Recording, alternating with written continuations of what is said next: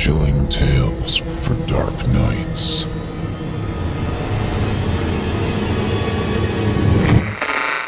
Want to make sure you never miss a Chilling Tales for Dark Nights video again? Be sure to subscribe and hit that bell to turn on notifications. The hearse told Ritchie everything he needed to know.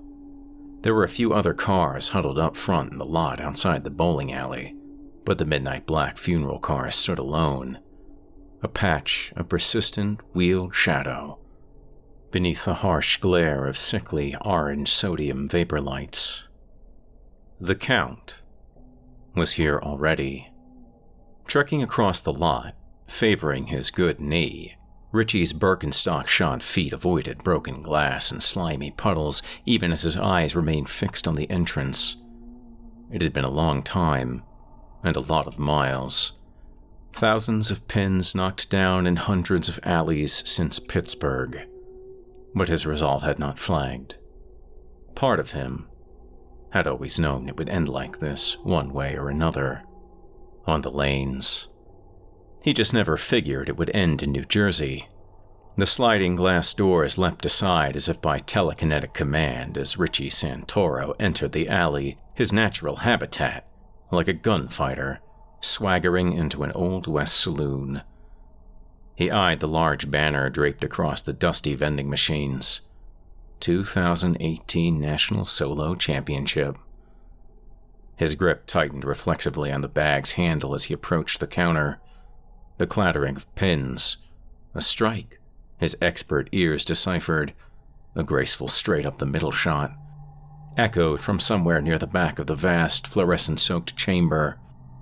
The woman, a mound of flesh and a green moo-moo, perched on a stool behind the cash register, leisurely looked up. Ritchie watched from behind his tinted aviators, once affectation, now prescription, as her sleepy focus went from the name stenciled on his shirt to his beard, finishing at last at his trademark straw fedora. The tiniest spark of interest flared somewhere in the bloodshot eyes beneath her blue-gray wig. "You're him," she whispered. "You're the Slayer." He nodded. The woman's slitted eyes shifted to the far end of the lanes. "He's over there. Been here since sundown." "A lane, please," Ritchie said. "He's on 24. The smile spread over her face like a rash. "You maybe want..." "No. Near the front, please. Lane 4. He passed over some wrinkled bills, more than necessary. She nodded, curiosity already fading. As he turned, the ogress called, "Hey, you need shoes?" Ritchie didn't bother to answer. Collapsing onto the lane bench, he unfastened his sandals, unzipped his bag. Eyeing the familiar, imperious congregation of pins, Ritchie began the routine. Changing shoes, donning his wrist protector. Another crash rang out from the rear of the alley. Another strike. Ritchie watched 3 teenage boys at lane 8, goofing around more than bowling. He saw the janitor wheeling his squeaky cart into the bathroom. He could also make out, through his peripheral vision, a familiar figure, tall and dark, standing imperiously on the far lane. Eyes back on the bag, Ritchie unwrapped his ball. Custom mother of pearl. Slick and smooth as still water. 16 pounds. The chocolate-brown iris around an inky pupil painted below the finger holes completed the icon. An enormous eyeball. The Eye of God. He stood and found the Count suddenly before him, as if he had always been there, leaning casually against the ball return. "I thought perhaps you would not show." The Count's accent was inexplicable. Bond villain by way of a stray cat cover band. He stood impossibly still, not blinking, not breathing, thin as a late-stage AIDS patient in his usual black suit and cape, shoes so shiny they seemed to glow. Ritchie cradled his ball, staring back with all 3 eyes, unafraid, resigned. A bet's a bet. Yes. The Count ran a hand through his long dark hair. A bet is a bet. And you are a fool. He smiled, points of his sharpened eye teeth slightly stabbing his lower lip. His complexion was the sallow blue of a recently drowned man. But then again, everybody looked undead beneath alley lights. Teeth aside, you had to look him in the eye to really notice there was something wrong. The Count's eyes were too reflective, contained no life. Windows, looking in on an empty room. "Why do you not fight me like a man?" the Count said. "Your father and grandfather, at least they died as men. What kind of a man are you? The kind who's going to beat you tomorrow." The Count growled. "You insult me and shame your ancestors. Why do you insist in this? You are old, injured. Why keep playing?" "Because I'm the best," Ritchie said. "Because I know this is the only thing that brings you any joy. And I'm prepared to die, ruining it for you." In a blink, the Count crossed the distance between them and stood nose to nose with Ritchie. He reeked of spoiled meat and overripe fruit. "You certainly will die," he hissed. "Go home, Slayer, while you still can." Something warm and sticky struck Ritchie's back. He saw the Count's grin widen and began to turn, just in time to be hit in the chest by another cheese-lathered French fry and face the collective glare of the Count's wives. The beguiling trio giggled, standing on the carpet just off the wood of the lanes in stiletto heels and leather tights.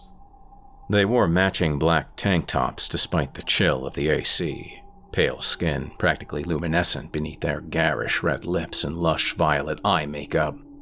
Moron, said Lilith, tall and blonde, stabbing a third fry with one long crimson nail. Sucker, said Pandora, lithe, with short spiky hair, closing her lips around the straw of a large soda. Loser, said Layla, short and voluptuous with long red hair, tapping a cigarette out of the pack. Ladies, Ritchie nodded, bending to return his ball to the bag. It was no use. He knew they'd never let him focus tonight.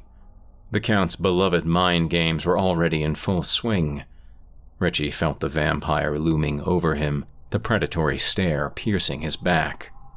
He did not hurry, though, rising at last and slowly strolling away, as if he never intended to do any bowling.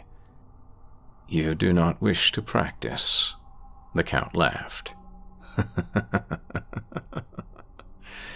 You are so good already, yes? Eyes again fixed on the door, Ritchie was followed outside by the wives' chorus of cackling as, through the alley's crackling sound system, Eddie Money bragged about his pair of tickets to paradise. After 4 costly minibar beers and too many hours of shrieking infomercials, Ritchie at last captured sleep just before 3 in the morning. He was roused promptly at 6 by a wake-up call he certainly did not request. Your wife did, sir, the clerk said. She was quite insistent. Tall, blonde, long red nails. Yes. Thanks. Ritchie hung up. More psychological warfare from the primo psycho in his life. The Count must really be scared this time. That was gratifying, and also very dangerous. The end was in sight at last, but Ritchie had come this close before, and look what happened. Thinking about Pittsburgh made all his old wounds flare up. Knee grating in protest, Ritchie hefted himself from bed in pursuit of breakfast. Diners adjacent to 24/7 bowling alleys serve anything on the menu at any time of day. It's practically a law. Still, even the obviously salty pro who took Ritchie's order looked askance when he ordered the supreme nacho platter at 7 a.m. The haggard woman managed a slight, genuine smile as she watched him attack it. Mr. Santoro, The voice was clipped and professional, blasting through the fog of his feeding frenzy like a well-thrown strike through kindling wood, what pros call the wobbliest of pins. "May I ask you a few questions?" The woman was young and pretty, wearing dark pants and a denim shirt, carrying a notebook and a little voice recorder. "My name's Leia. I'm with the American Bowling Journal." She slid into the booth. "Is it true this is your last tournament?" Through a mouth of mostly masticated chips and cheese, Ritchie said. No comment. "Is it true you have some sort of secret side bet going with the Count?" Ritchie wiped cheese from his beard with the back of his hand. "Is he a real vampire?" Leia sat with pen poised, little red light on her recorder blazing up from the table, waiting for him to scoff, intended icebreaker failing to make a dent. "Go ask him." Ritchie reached for his coffee. "He doesn't do interviews. His managers, those creepy ladies, they won't let anyone near him." Ritchie slurped, eyeing the girl. Being young and attractive, her ambition was still comely. Ritchie knew the neighborhood that particular life road led to, though. Hell, he lived there. It would get ugly. So would she. He'll talk if he sees you. Just don't be alone with him. "Anyone ever tell you you're too pretty to work for a bowling magazine?" Her narrowed eyes indicated she'd heard and did not appreciate his commentary, though her smile and posture remained professional. Ritchie saw hunger roil beneath her composure, knew a predator when he saw one. "I'm actually just an intern," Leia said. "But I want to be a real sports reporter someday. You could really help me out, you know. Just a few thoughts?"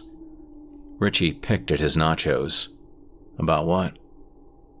"If you win tonight, it'll be your 5th straight solo title. That's historic. How does it feel?"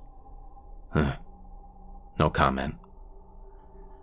"Okay," she swallowed, glancing down at her notes, deciding something. "How about this, then? Why didn't you quit the game after your wife died?"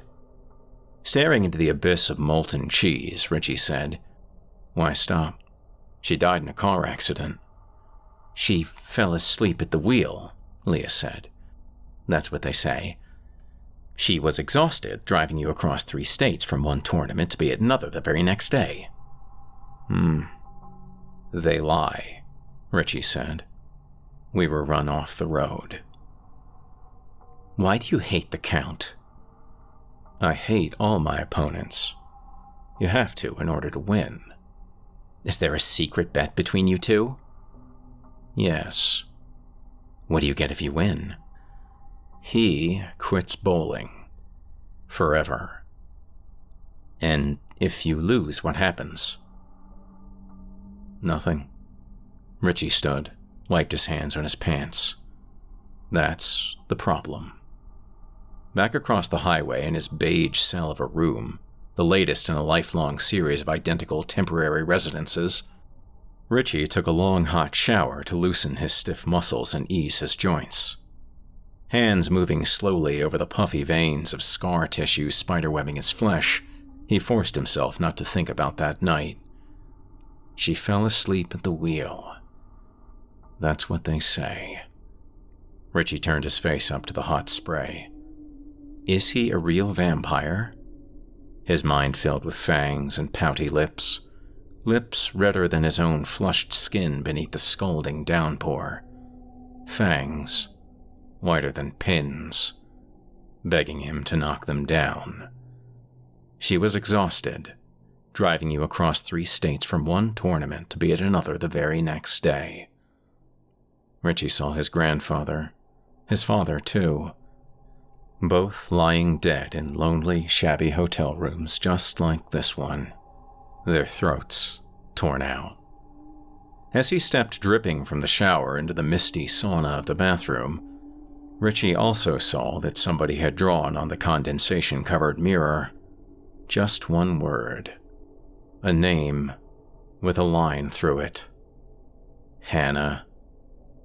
Why didn't you quit the game after your wife died? Sweet Jesus, Ritchie thought. When was the last time it had felt like a game? There are rules to this, like any sport. The crucifix and sunlight situation? That's true. So is the thing about running water. They can't cross it. The invitation myth is nonsense, as is the garlic and the whole grave dirt bit. They cast no reflection, that's true, and blood. They do drink it. They're very fast and very strong, but not immune to harm if you get the drop on them or find them in the daytime. These are things all young slayers are taught, as simple and essential as A, B, C, and 1, 2, 3. Ritchie's grandfather had been an academic slayer, a professor of medicine, a learned man. His father had been a man of action, a leather trench coat wearing desperado with more weapons than wits. Neither had been up to the task of besting the Count. Ritchie recalled a childhood of cheap motels and truck stops, dive bars and bowling alleys, always in the back seat as his father and grandfather chased their favorite monster, tracking him body by body, one victim at a time. Not that he was hard to find. Sooner or later the Count always turned up on the circuit at a tournament or in a night league, because that's the other thing the legends got right. They love games, puzzles, riddles, gambling, the need to count and organize. These are all bone-deep instincts in the Nosferatu, and the Count loved bowling best of all. The original version of the game dates back to ancient Egypt, possibly earlier. Nobody knows for sure, but some variation has been played by almost every society around the world since. Maybe it reminded the vampire of better days, Ritchie thought. It did him, that was for sure. After years of killing time in alleys while his grandfather and father searched and spied while they tracked their quarry from one nowhere burg to the next, Ritchie had found he was pretty damn good on the lanes. In fact, he was a natural.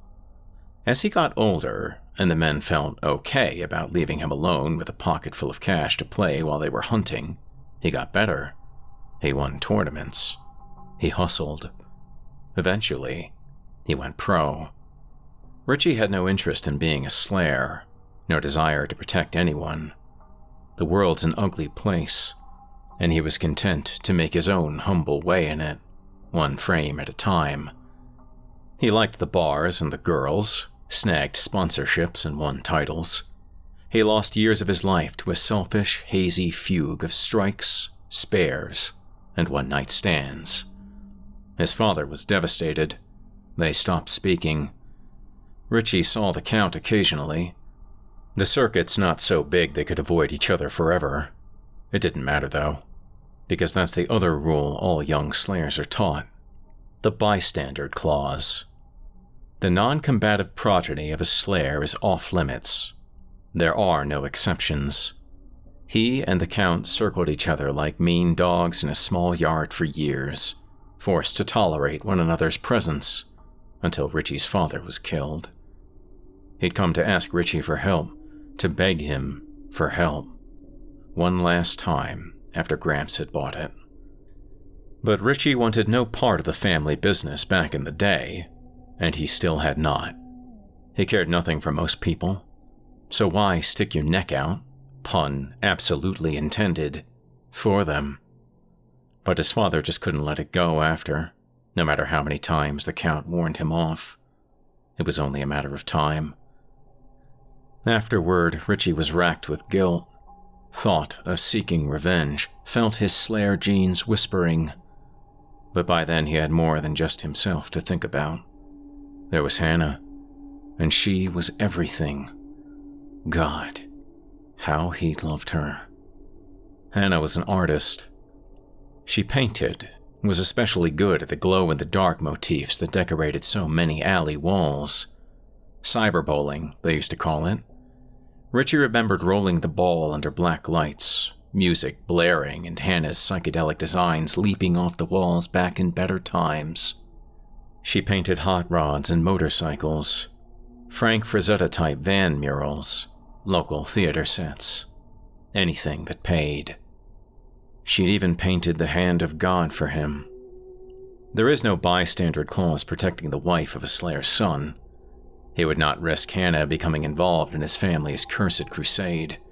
So, Ritchie had been forced to find another way to avenge his old man.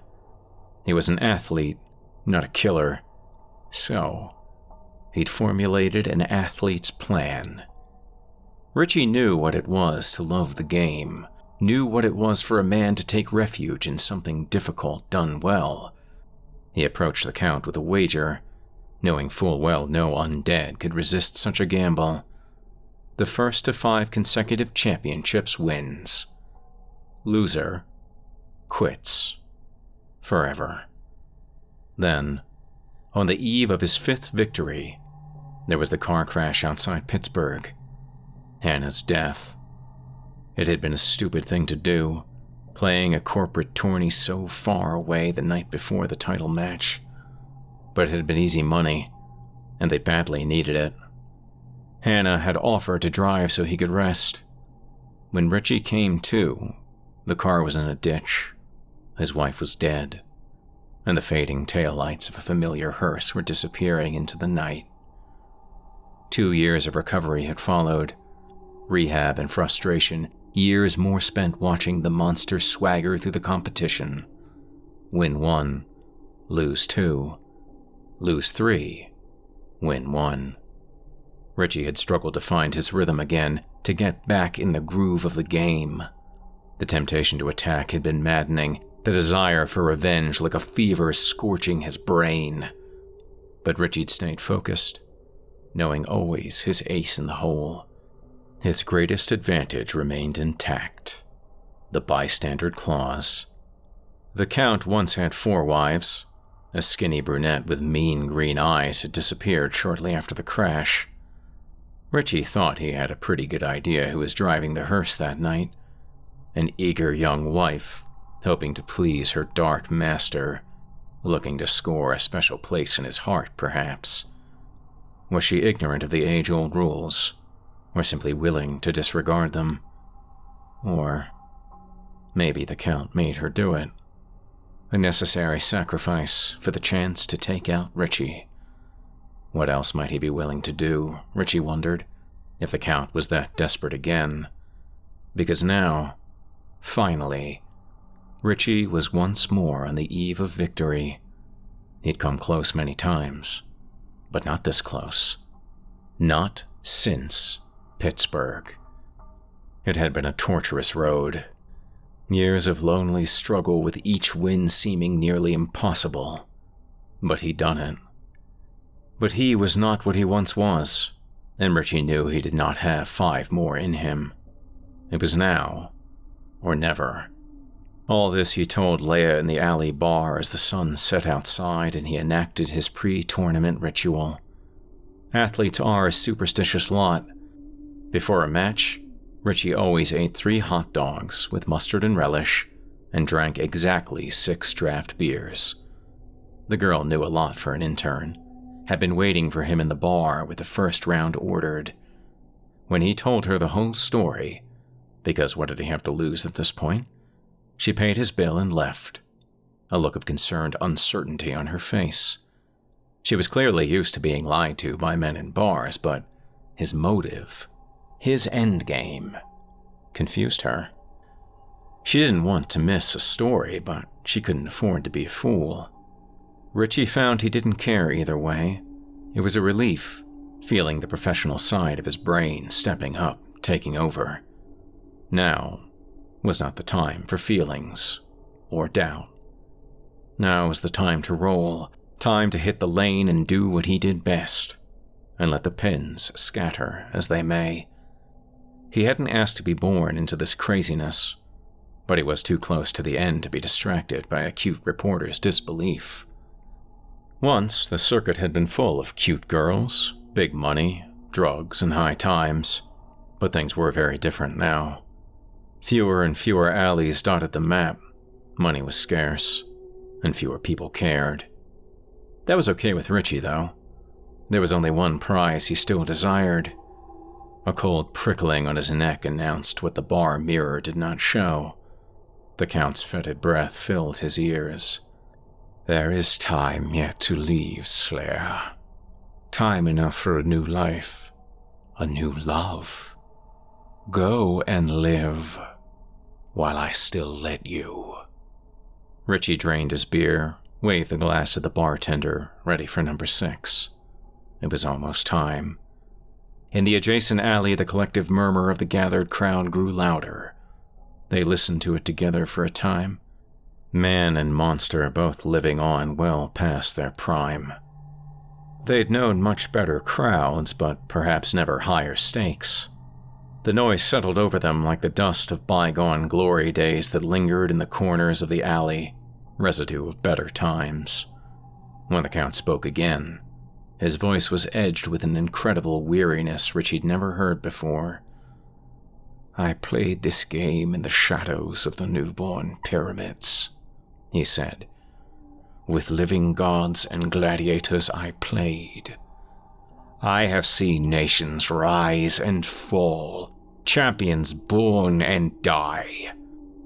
I have outlived stars, Slayer." Ritchie slipped his final pre-match beer. "If you played as well as you brag, maybe I'd be the one nervous right now." The Count's grip tightened on his neck, cold as half a lifetime of lonesome nights. "Nervous? I have killed thousands, Slayer. Do you hear me? I fear nothing." "Bull," Ritchie belched. "You're a very old man, afraid of the future.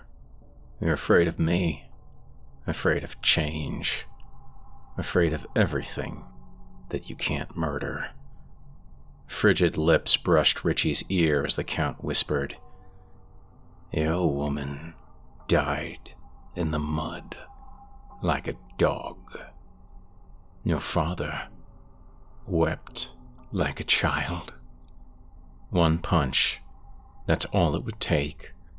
One punch," Ritchie knew. Good though it might feel, and he'd be fair game. Ancient privilege revoked forever. He listened as, through the speakers above the bar, Tommy Two-Tone sang about loving a girl he'd never met. Ritchie winked at his seemingly lonely reflection, reached again for his glass. "Don't worry," he said. "I won't." Diminished though it was from days of yore, the heavily clustered crowd at the 2018 National Solo Championship could still get loud. Cheers, wails, and thunderous applause filled the alley as the players worked through the initial matches on the bracket. There were a few true greats on the lanes. The best still in the game had come to the Garden State for one night to be someplace where things still made sense. But it was Ritchie and the Count who attracted the largest audience. It was them the people had come to see, the culmination of what many said was the sport's all-time greatest rivalry. Ritchie rolled the eye of God straight and true, with easy grace. The Count attacked the pins with his blood-red 25-pounder, specially made and, according to the legends, painted with the vital fluids of his victims. Rivals bested, opponents vanquished. It was ultimately Ritchie, the Slayer Santoro, and the Count, who met on the center lane to play 10 frames that would decide it all. Even more so than the crowd or judges knew. Straight strikes kept things even through the 7th frame, an agonizing stalemate as the frothing spectators wrung their hands and shrieked with each new resounding crash of falling pins. Ritchie's knee was by then an insistent banshee, every muscle in his body threatening to give out.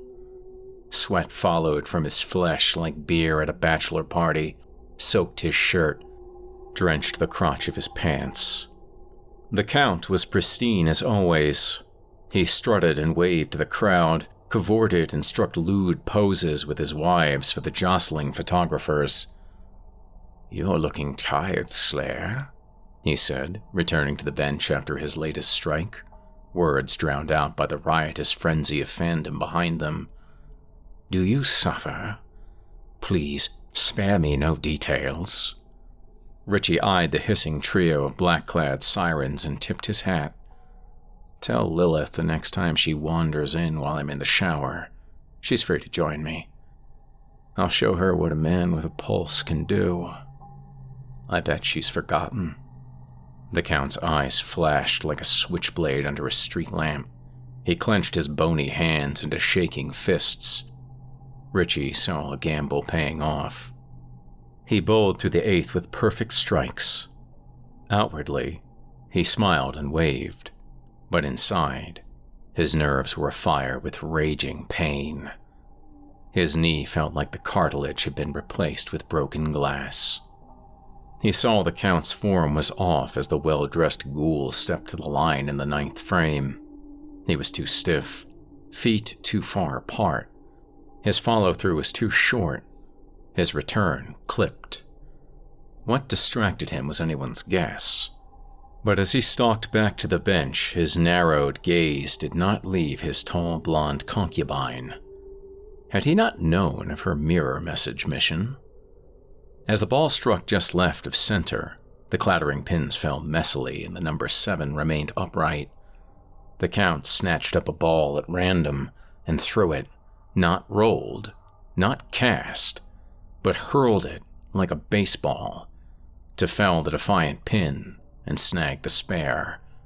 The crowd's joy was deafening. Victory was in sight, Ritchie knew, but it would take nothing less than his bowling a perfect game. The Count would not falter again. Perfect games are scarcer than people think, even among the pros. Rarely is there a night in which you make absolutely no mistakes on or off the lanes. He bowled again, pain ripping through his body like a razor-wielding Tasmanian devil. As he released the ball, Ritchie collapsed to one knee, and the cheering of this, his luckiest of strikes, shifted quickly to sounds of confusion. He struggled to his feet, waving off the approaching league doctor, and limped back to the bench. The match thus entered the final frame with the Count behind, but Ritchie far from confident. Grinning, the Count stood and quickly bowled a strike. He repeated the action identically, closing the points gap further. Then, with a grand wave to the now hushed crowd, he did it again. A strike louder and more decisive than ever, as if to blast away the memory of his previous misstep. But he could not erase the score. Ritchie forced his bleary eyes to focus on the pins. If he could bowl 3 strikes now, he could win. Anything less would be utter defeat, no matter what the board showed. He bowled, seeing nothing but the pins, thinking of nothing, but simply feeling the way his muscles moved, the familiar sensation of a good roll. The light shimmered on the flawless wood of the lane like heat rising from a noontime highway. 10 pins fell. Cheers. Applause. The Count sulked on the bench. He bowled, and the pain was like an external force now. Something beside himself, and annoying distraction Ritchie's well-trained athlete brain tuned out. 10 pins fell. Louder cheers, more vigorous applause. The Count grabbed a nearby blue 12-pounder and squeezed with both hands. It cracked, then exploded, shattering into pieces and dust. The crowd fell silent. The lead official, the male version of the moo-moo-wearing hag behind the counter, wearing a Hawaiian shirt, came hustling over to cite the Count for unsportsmanlike behavior, but scurried away when faced with the vampire's glare. Was the chubby guy the ogress's brother? Ritchie wondered. Her husband? His exhausted brain fumbled stupidly with the thought, could not decide which scenario was more horrifying. Time seemed to slow as Ritchie massaged his knee, held his hands over the blasting air of the dryer, watched as the janitor quickly and silently swept away the remains of the destroyed ball. Everything happened soundlessly, like he was underwater. Then, the volume returned as he finally stepped back to the line, Eye of God in hand. The crowd roared. The Count's wives called to Ritchie, taunting. He paid them all no heed, eyed the pins, his whole world reduced to length of the lane. He bowled. The ball struck the boards just right and practically floated down the lane. The pins fell away like the years and miles of Ritchie's life, and he was again a lonely boy, discovering this thing, his thing, that made him feel so good. The pins clattered together, falling away like Ritchie's regrets and his guilt. He was once again young and in love, certain of his place in the world. No pins remained standing. Ritchie turned to face the cacophonous crowd, all cameras flashing and hands waving, and saw the Count and his wives were also gone, as vanished as the fallen pins, as absent as if they'd never been there at all. Beneath the harsh lights of the loading dock behind the alley, the Count strode forward like a living slice of blackness. It was chilly, but his tone was even colder. Why should I not disregard this foolishness and carry on as I wish? Ritchie shrugged. A bet's a bet. The Count laughed, a strangely hearty, vibrant exultation that echoed in the dark. Yes, a bet is still a bet, and you are still a fool. I am eternal. You have won nothing. Ritchie reached out and yanked the blood-red ball from the Count's skeletal hands. Maybe, but you've bowled your last frame. The Count's window eyes seemed to shatter, like they'd just kissed a well-thrown brick, as he stared unbelieving at his ball in Ritchie's hands. It's nothing, he muttered. Just a game. A trifle. Silence hung long and heavy between them, the unquiet quiet shared only by warriors in the wake of battle.